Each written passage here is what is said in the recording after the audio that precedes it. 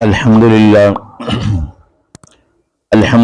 وحدہ والصلاة والسلام علی من لا نبی بعد اما بعد اعوذ باللہ من الشیطان الرجیم بسم اللہ الرحمن الرحیم الذین یؤمنون بالغیب ویقیمون الصلاة ومما رزقناہم ينفقون والذین یؤمنون بما انزل الیک وما انزل من قبلک وبالآخرۃ ہم یوقنون صدق اللہ العظیم اللہم صلی علی محمد وعلی آل محمد کما صلیت علی ابراہیم وعلی آل ابراہیم انکا حمید مجید اللہم بارک علی محمد وعلی آل محمد کما بارکت علی ابراہیم وعلی آل ابراہیم انکا حمید مجید۔ ہر قسم کی حمد و ثنا اللہ وحدہ لا شریک کی ذات کے لیے، کروڑہ درود و سلام امام الاولین والآخرین جناب محمد الرسول اللہ صلی اللہ علیہ وآلہ وسلم کی ذات اقدس پر۔ مختصر حمد و ثنا کے بعد سورۃ البقرہ کی ابتدا تھی۔ ذالک الکتاب لا ریب فیہ ھدی للمتقین۔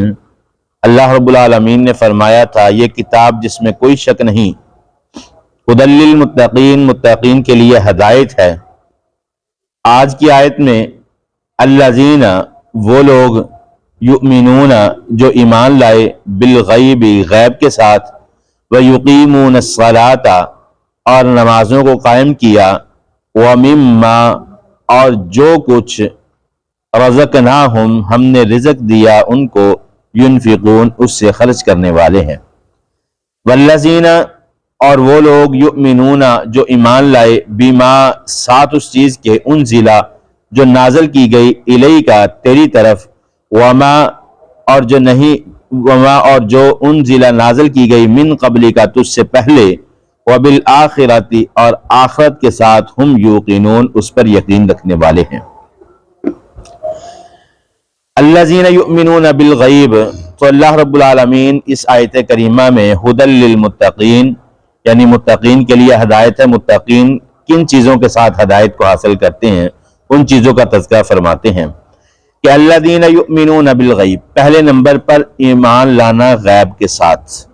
اس آیت کریمہ میں اللہ رب العالمین نے تین چیزوں کو ذکر کیا۔ پہلے نمبر پر یؤمنون بالغیب، غیب پر ایمان لانا، ویقیمون الصلاۃ، نمازوں کو قائم کرنا، ومما رزقناہم ينفقون، جو رزق دیا گیا اس سے خرچ کرنا۔ ایمان بالغیب، غیب پر ایمان کون سی چیزیں ہیں جن پر انسان غیب پر ایمان رکھتا ہے؟ اب ایمان کی اس کیفیت کا نام ہے؟ ایمان اس یقین کو کہتے ہیں کہ جس کو انسان نے دیکھا نہیں، پرکھا نہیں، اس کے متعلق سوچا نہیں، اس کی جسامت کا پتہ نہیں، قد کاٹ کا پتہ نہیں، لیکن صرف پتہ ہے یہ چیز ہے اور اس پر یقین ہے، اور یقین بھی ایسا پختہ ہو کہ جس طرح انسان نے سامنے چیز دیکھی ہو۔ یؤمنون بالغیب، غیب پر ایمان لانا، جیسے اللہ رب العالمین کی ذات ہے، اس کے متعلق ہم نے کبھی سوچا نہیں قد کاٹ کیسا ہے، شکل و شباہت کیسی ہے، اللہ رب العالمین کس رنگ کے ہیں، کیا چیز ہے، کبھی اس چیز کے متعلق ہمارے ذہن نے سوچا نہیں، لیکن اللہ رب العالمین پر ایمان ہے۔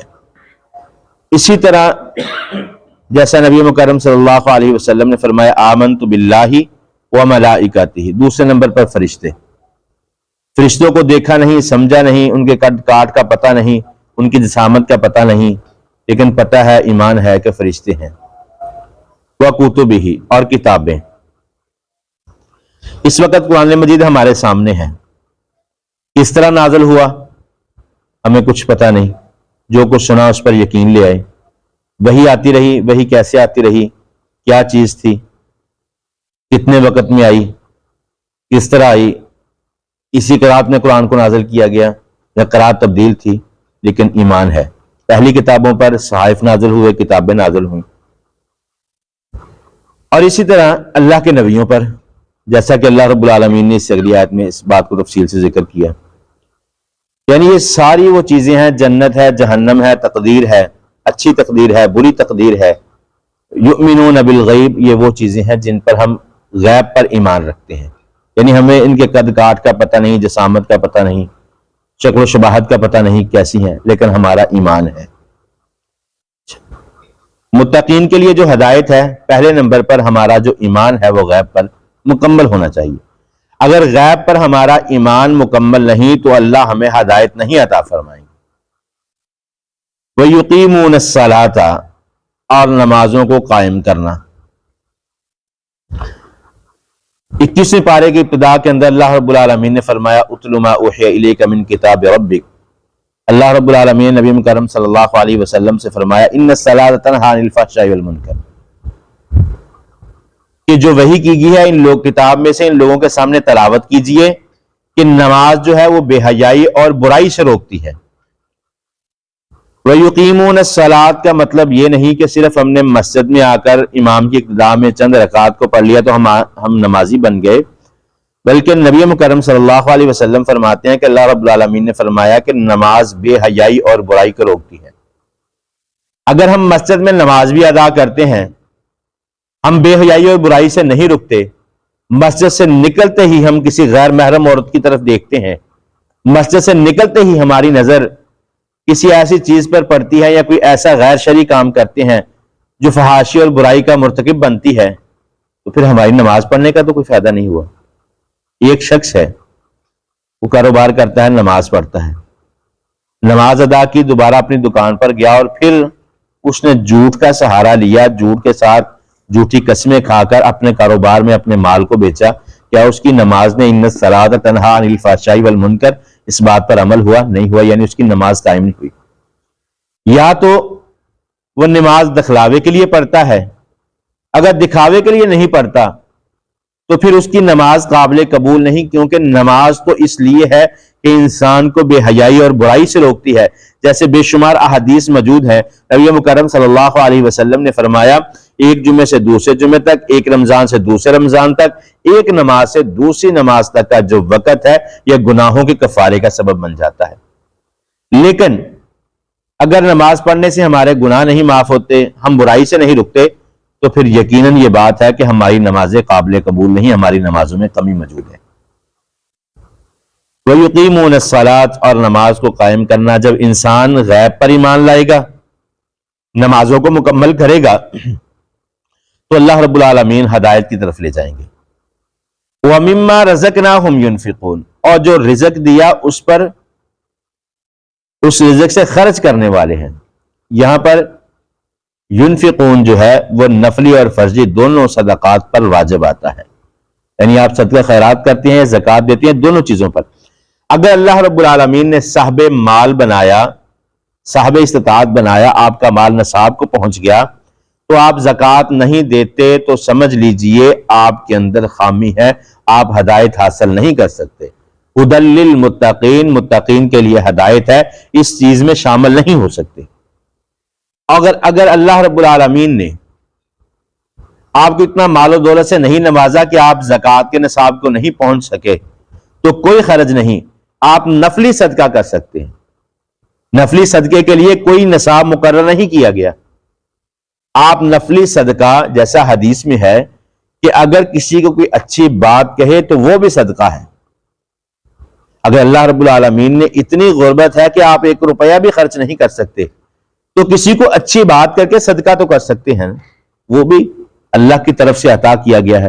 جیسا کہ نبی مکرم صلی اللہ علیہ وسلم مسجد نبوی میں تشریف فرما تھے، صحابہ کرام کو واعظ فرما رہے تھے، تو حضرت ابو ہریرہ رضی اللہ تعالی عنہ بازار میں نکلے اور کہنے لگے، اے کائنات کے لوگوں، مسجد نبوی میں نبی صلی اللہ علیہ وسلم کی وراثت کو تقسیم کیا جا رہا ہے، تم کہاں گم ہو؟ لوگوں نے اپنے کاروبار چھوڑے، ہر چیز چھوڑے، بھاگے مسجد کی طرف۔ مسجد میں دیکھ گئے تو پتہ چلا کہ نبی صلی اللہ علیہ وسلم احادیث کو بیان فرما رہے تھے، قرآن کی تعلیم دے رہے تھے۔ حضرت ابو ہریرہ رضی اللہ تعالیٰ عنہ کی یہ بات سن کے سارے ان کے خلاف ہو گئے، ابو ہریرہ یہ کیا کیا تم نے؟ جھوٹ بولا، تم تو کہتے تھے نبی کی وراثت تقسیم ہو رہی ہے۔ تو حضرت ابو ہریرہ رضی اللہ تعالیٰ عنہ فرمانے لگے کہ نبی صلی اللہ علیہ وسلم نے فرمایا کہ جو علم ہے وہی نبی کی میراث ہوتی ہے، وراثت ہوتی ہے۔ ہم وراثت اور میراث جو ہے وہ صرف زمین جائیداد روپے پیسے کو سمجھتے ہیں، دین کا علم بھی وراثت ہے اور نبی صلی اللہ علیہ وسلم کی وراثت سے ہے۔ اس رزق کو بھی اگر آپ لوگوں میں تقسیم کریں، لوگوں میں خرچ کریں تو یہ بھی صدقہ ہے۔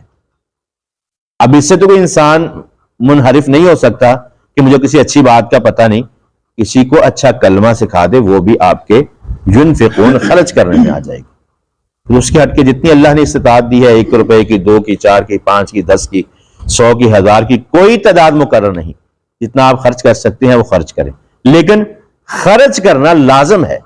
اگر آپ ہدایت حاصل کرنا چاہتے ہیں تو غیب پر ایمان، نمازوں کی پابندی اور اللہ کے راستے میں خرچ کرنا۔ اچھا، اس سے اگلی آیت پر چلیے۔ والذین، اور وہ لوگ، یؤمنون، جو ایمان لاتے ہیں، بما انزل الیک، جو تیری طرف نازل کیا گیا۔ الیک کی ضمیر جو ہے وہ نبی مکرم جناب محمد رسول اللہ صلی اللہ علیہ وسلم کی طرف ہے، یعنی رسول اللہ صلی اللہ علیہ وسلم پر کیا نازل کیا گیا؟ اللہ کا قرآن، اللہ کی کلام کو۔ اس چیز پر ایمان لاتے ہیں کہ یہ قرآن جو ہے وہ اللہ کی کلام ہے۔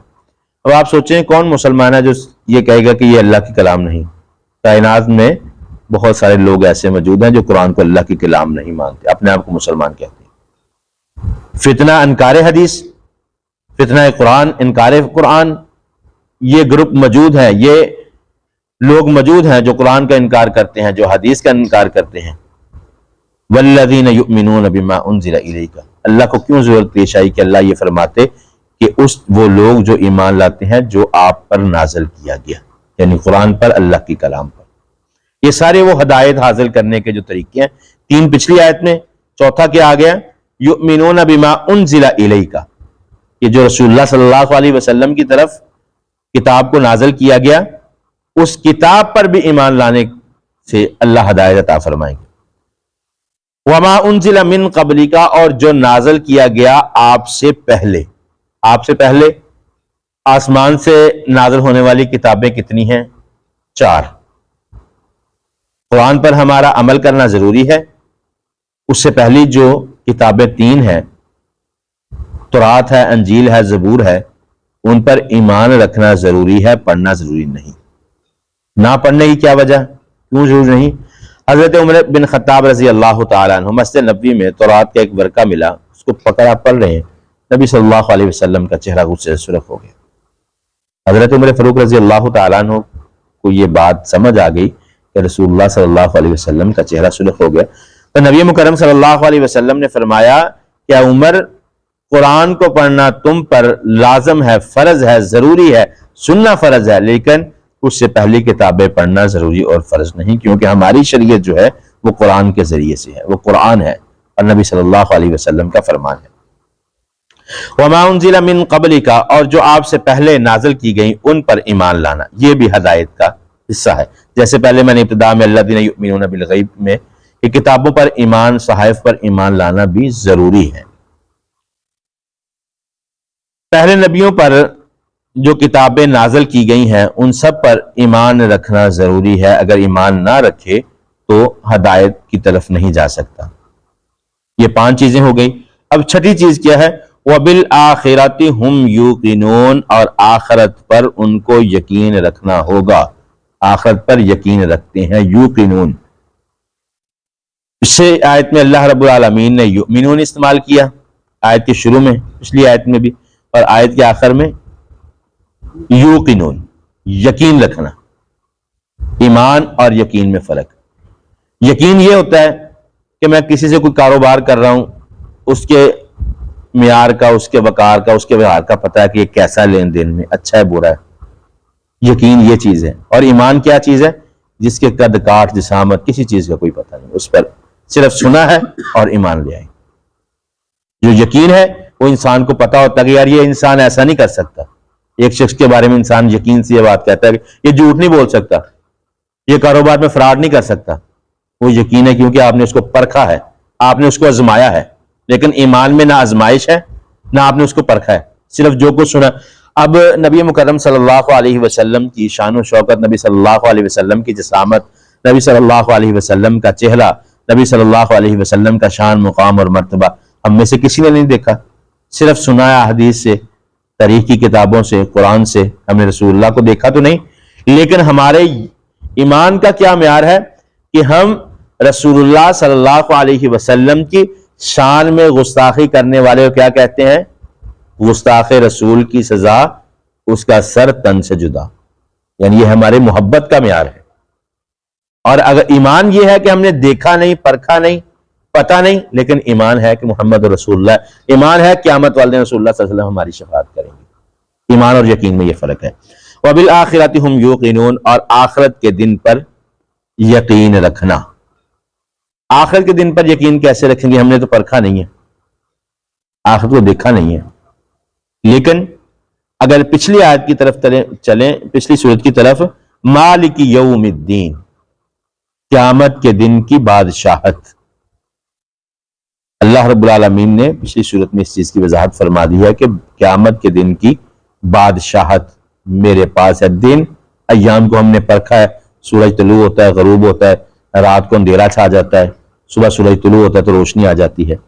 تو بالکل اسی طرح آخرت کا دن جو ہے اسی طرح ہے، سورج طلوع ہوگا، لیکن اس دن طلوع ہوگا مغرب کی طرف سے، مشرق سے نہیں، مغرب کی طرف سے طلوع ہوگا۔ تو ان چیزوں پر ایمان ہے اور آخرت پر یقین ہوگا، تو اس وقت جو ہے اللہ رب العالمین ہمیں ہدایت عطا فرمائیں گے، متقین میں شامل کریں گے۔ ہدی للمتقین، اللہ رب العالمین نے جو یہ بات کہی ہے کہ متقین کے لیے ہدایت ہے، اس وقت یہ ہمارے لیے ہدایت ہوگی۔ دعا ہے جو کچھ سنا سنایا اللہ رب العالمین عمل کی توفیق عطا فرمائے۔ وَأَقُولُ قَوْلِي هَذَا أَسْتَغْفِرُ اللَّهَ لِي وَلَكُمْ۔